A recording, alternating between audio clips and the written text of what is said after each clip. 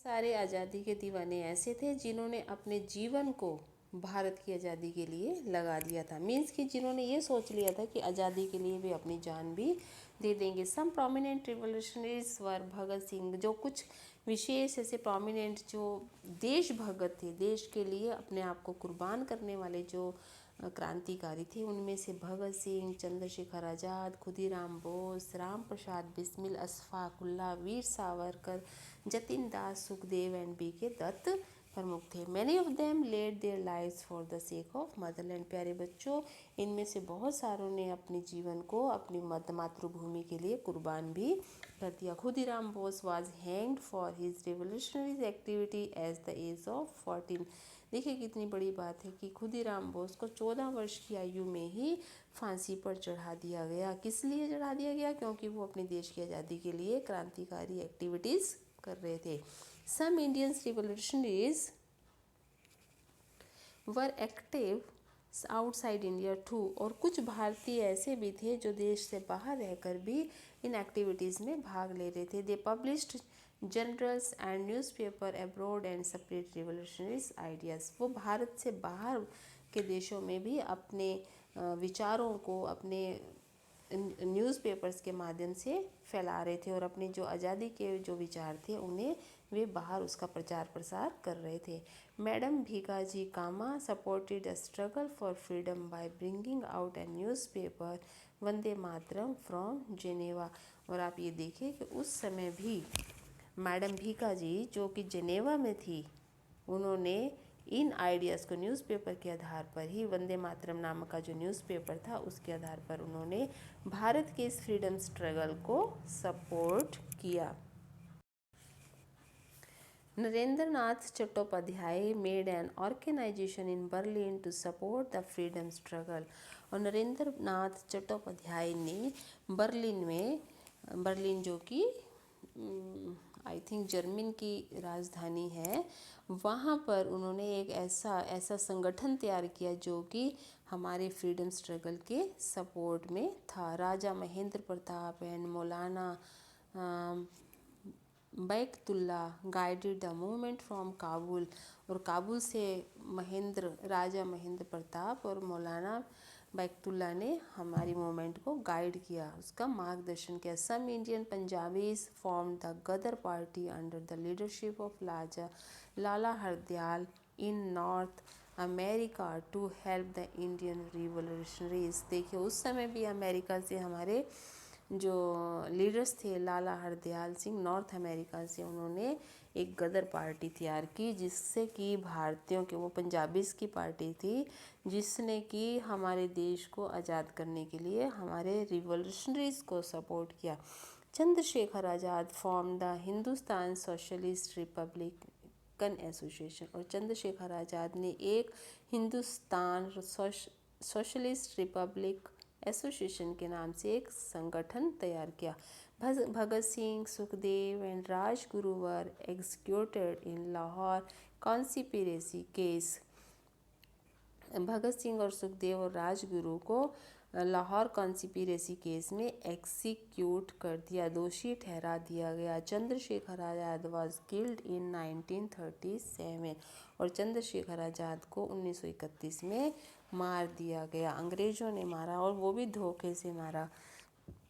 The British try to pacify the Indians. British जो थे वो इंडियंस को दबाने की कोशिश करते रहे। They announced some reforms in the administration of the India. उन्होंने भारत के प्रशासन में कुछ सुधार करने की अनाउंसमेंट्स की, घोषणाएं की। They decided to get some Indians elected by the people in the legislative assembly. उन्होंने फैसला किया कि वे अपनी सरकार में कुछ भारतीयों को भी लेजिस्लेटिव असेंबली में शामिल करेंगे। But at the same time they continued the policy of divide and rule. लेकिन उस समय भी उन्होंने डिवाइड एंड रूल, बांटो और राज करो की पॉलिसी चलाते रहे। यानी कि भारतीयों को वे पागल बनाते रहे कि कुछ लोगों को हम असेंबली में लेंगे, लेकिन वहाँ पर भी उन्होंने हिंदू और मुस्लिम का जो डिवाइड एंड रूल था वो चालू करके रखा। In the meantime, the First World War broke out in 1947। और हुआ क्या, मीन टाइम उस वक़्त ये हुआ कि जो पहला प्रथम विश्व युद्ध था वो 1914 में हो गया, एकदम से 1914 में ब्रोक आउट हो गया। India help the British during this war hoping that they would got freedom after the war from the British rule. भारतीयों ने इस विश्व युद्ध में अंग्रेज़ों की मदद की, ये सोचकर मदद की कि वे आने वाले समय में जब ये युद्ध समाप्त हो जाएगा तो अंग्रेज उन्हें आज़ादी दे देंगे। Many Indian soldiers lost their lives while fighting on behalf of the Allies as India was a part of British Empire। जब भारतीय अंग्रेज़ों की तरफ से लड़ रहे थे उस समय बहुत सारे भारतीय सोल्जर्स ने अपनी जानें गंवा दी। वो किसके लिए गंवा दी, वो अंग्रेज़ों के लिए लड़ रहे थे, क्योंकि विश्व युद्ध में वे इसलिए उन अंग्रेज़ों की तरफ लगे थे कि ताकि अंग्रेज ये युद्ध समाप्त होने के बाद उन्हें आज़ाद कर देंगे। The British government however taking advantage of the war. British सरकार ने फिर भी किसी तरह से इस युद्ध का एडवांटेज अपने आप ही ले लिया, यानी उन्होंने इसका हमें कोई एडवांटेज भी नहीं दिया।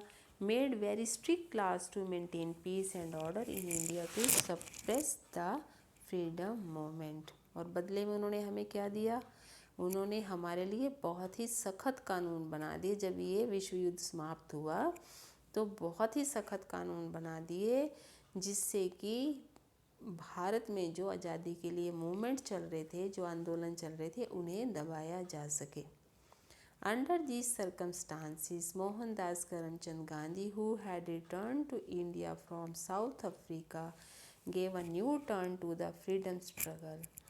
और इन्हीं सर्कमस्टांसिस में, ऐसी ही परिस्थितियाँ जब चल रही थी तो मोहनदास करमचंद गांधी भारत लौट आए थे साउथ अफ्रीका से।